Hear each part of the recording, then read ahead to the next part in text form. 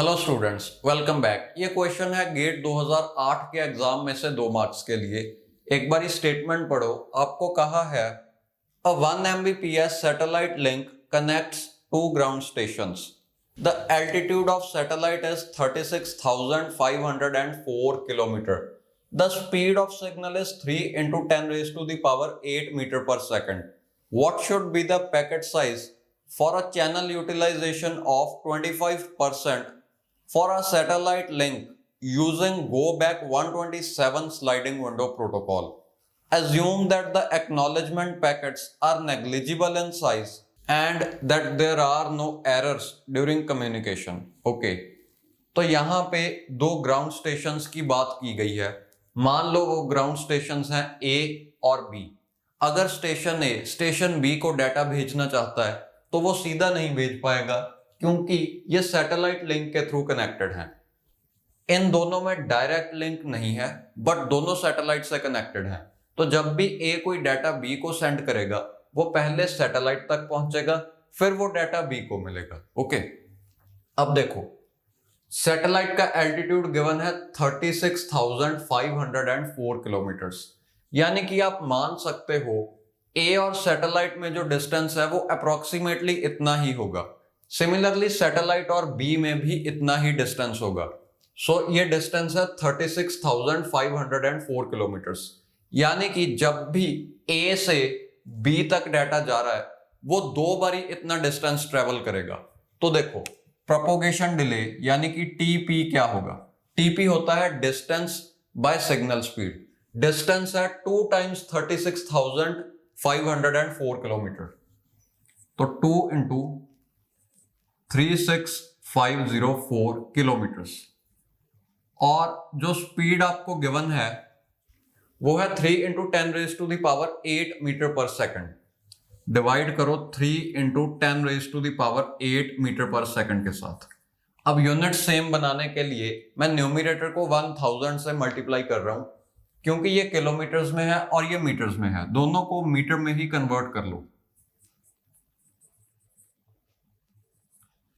Okay, तो इसे अगर आप सॉल्व करोगे आपको मिलेगा 3 1s are 3 and 3 2s are 6, again 3 1s are 3, 3 6s are 18 and 3 8s are 24। हाँ बिल्कुल सही है। तो 8 इंटू 2 होगा 16, 6 इंटू 2 12 प्लस 1 आएगा 3। ओके, 2 इंटू 1 2 और कैरी फिर से 3, 2 2s are 4 and 2 1s are 2। तो इसे अगर हम सॉल्व करें आपको ये मिलेगा into 10 raise to the power होगा 3 माइनस 8, यानी कि 10 रेज टू द पावर -5। तो डेसिमल को 5 प्लेसेस टू द लेफ्ट ले जाओ, तो ये 0 पॉइंट कुछ आया, इतने सेकंड्स। क्योंकि मीटर और मीटर तो कैंसिल हो जाएंगे तो यूनिट्स बचेगा सेकंड्स। अब सिमिलरली हम ट्रांसमिशन डिले भी ढूंढ लेंगे। प्रोपोगेशन डिले ऑलरेडी ढूंढ लिया है, तो ट्रांसमिशन डिले होगा length of the packet divided by bandwidth. Bandwidth given है 1 Mbps।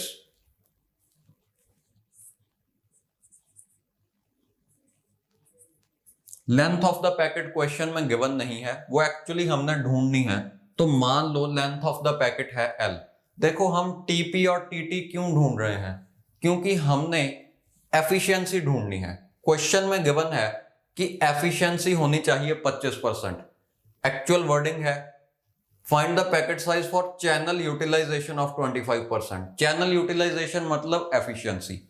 अब एफिशिएंसी का फॉर्मूला होता है WS/1 + 2A। तो A की वैल्यू ढूंढने के लिए हमें ये दोनों वैल्यूज चाहिए। ओके, अब ये दोनों हमने ढूंढ ली। Efficiency in case of go back n होती है WS/1 + 2A। Window size of sender divided by 1 + 2A। Sender actually इतने पैकेट्स भेज रहा है, इस केस में वो होंगे 127। गो बैक 127 में सेंडर विंडो साइज 127 होगा, यानी कि सेंडर इतने पैकेट्स भेज रहा है। बट अगर हम पूरी कैपेसिटी यूज करें, यानी कि हम 100% बैंडविड्थ यूज करें, तो सेंडर भेज सकता था 1 + 2A पैकेट्स। ओके, सो जितने हम भेज रहे हैं डिवाइडेड बाय जितने हम भेज सकते थे, ये होगी एफिशिएंसी। तो इसे मैं इरेज कर रहा हूं, आप सिर्फ इसकी वैल्यू याद रख लेना, ये है 0.24336 सेकंड्स। लिख लेते हैं 0.24336 सेकंड्स।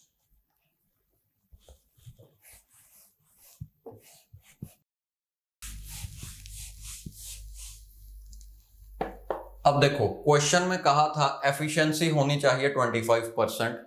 एफिशिएंसी का फॉर्मूला ये रहा, तो सबसे पहले इस फॉर्मूला में वैल्यूज डालो।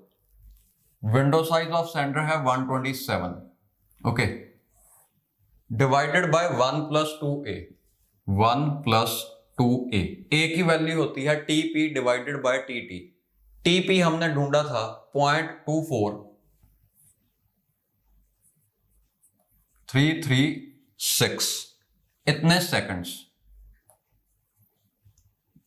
ये है TP divided by TT. TT था L/1 Mbps। अब अगर हम L/1 Mbps से डिवाइड करना चाहते हैं, यानी कि हम मल्टीप्लाई करेंगे 1 Mbps अपॉन L से, ओके। तो ये है एफिशिएंसी। क्वेश्चन में गिवन है एफिशिएंसी जो हमें चाहिए वो 25% है, यानी कि 0.25, ओके।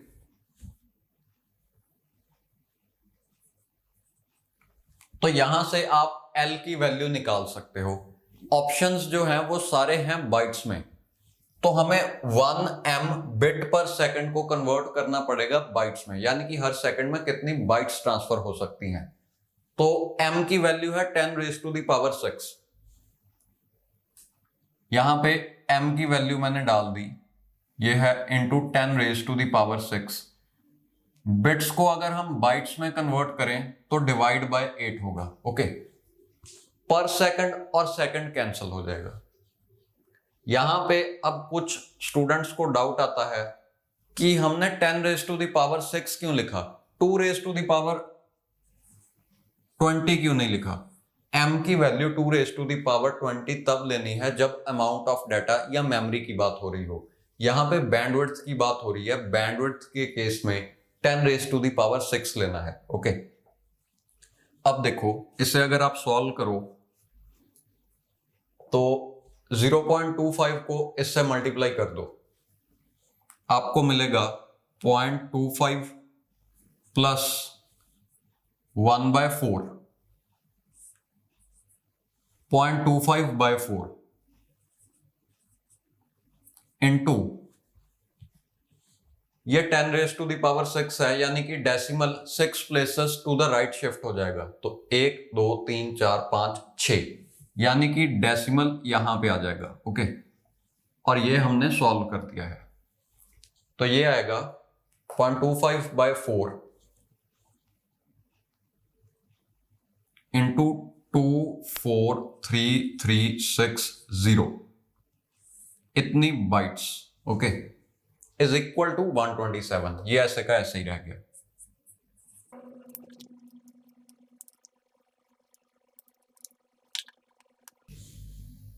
तो यहां से L की जो वैल्यू आई वो है 120 बाइट्स, ओके। इसे अगर आप सॉल्व करो आपको L मिलेगा 120 बाइट्स। देखो ये 0.25 इस साइड जाके नेगेटिव का बन जाएगा, यानी कि 127 माइनस 0.25, तो आपको मिलेगा 126.25, सॉरी 0.75, ओके। और L इस साइड चला जाएगा तो ये 126.75 से मल्टीप्लाई हो जाएगा। अब नेक्स्ट स्टेप में इसे इस साइड ले आओ तो ये डिनोमिनेटर में आएगा, यानी कि 4 इंटू 126.75, ये रही L की वैल्यू। अगर आप इस कैलकुलेशन को सॉल्व करो आपको मिलेगा 120 और यूनिट बाइट्स ही है, ओके। यानी कि अगर पैकेट साइज 120 बाइट्स हो तो आपको एफिशिएंसी मिलेगी 25%। यही क्वेश्चन में पूछा था कि 25% एफिशिएंसी के लिए लेंथ ऑफ पैकेट क्या होनी चाहिए इन बाइट्स, ओके।